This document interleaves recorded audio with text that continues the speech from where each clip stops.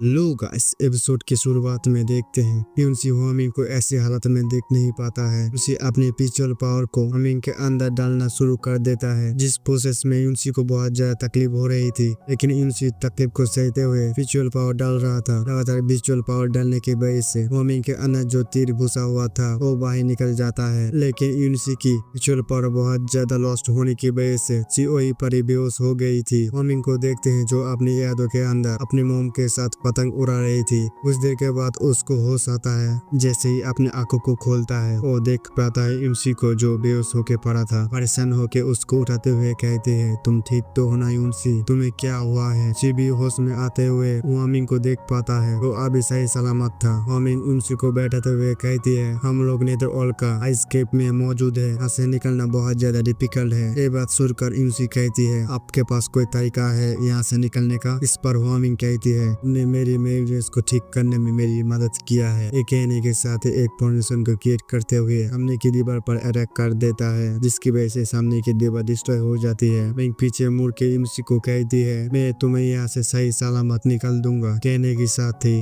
अपने हाथ को उसकी तरफ बढ़ाता है। उसे भी अपने हाथ को बढ़ाते हुए हाँ में सिर हिलाता है। कुछ देर के बाद देखते हैं उन दोनों को जो एक पोर्टल के सामने खड़ी थी। हुआमिंग पोर्टल के अंदर जाते हुए कहता है, नेदरवर्ल्ड हुआमिंग क्लैन और निंग कॉन्टिनेंट का बॉर्डर है। वो दोनों सही सलामत नेदरवर्ल्ड से बाहर निकल जाता है। कुछ देर के बाद देखते हैं उन दोनों को जो एक ब्यूटीफुल प्लेस पर खड़ी थी। हुआमिंग सामने की तरफ देखते हुए कहता है, ये रिटर्न सही सलामत है, इसका मतलब सील कंप्लीट हो गया है। इनसे कहता है, आपको घर जाना चाहिए, आपके लिए सब लोग परेशान हो गया होगा। हुआमिंग सामने की तरफ जाते हुए कहता है, मैंने पहले ही मैसेज सेंड कर दिया है, सिटी के अंदर एसेसन मौजूद हो सकता है, हम लोगों को चौकन्ना रहना पड़ेगा। सिटी के अंदर जाने से पहले हम लोग फेस कर जा सकते हैं। इस पर यूनसी कहती है, सिटी पर 4 ग्रेट एल्डर मौजूद है, आपको चिंता नहीं करना चाहिए। लेकिन हुआमिंग मुस्कुराते हुए यूनसी का हाथ पकड़ के सिटी पर ले जाता है। सिटी के अंदर देखते हैं यूनसी और हुआमिंग को न्यू लुक के साथ। उसे अपने मन के अंदर सोचता है, लॉर्ड हुआमिंग ने मुझे अचानक यहाँ पर रोक लिया है, इसके पीछे कोई कारण हो सकता है। हुआमिंग को देखते हैं जो छोटे बच्चे की तरह हरकत कर रही थी।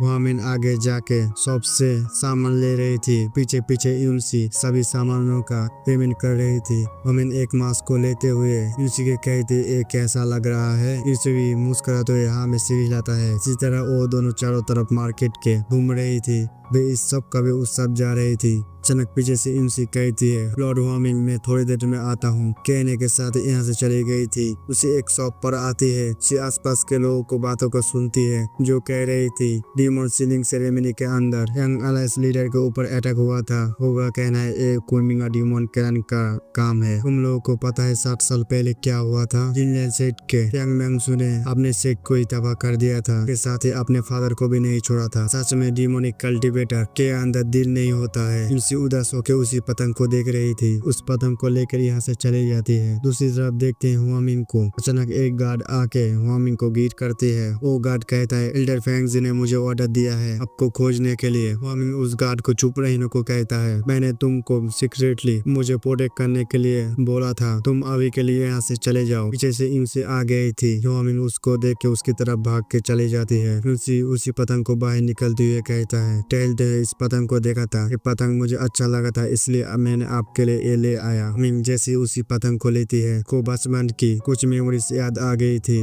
उसके मोम के साथ।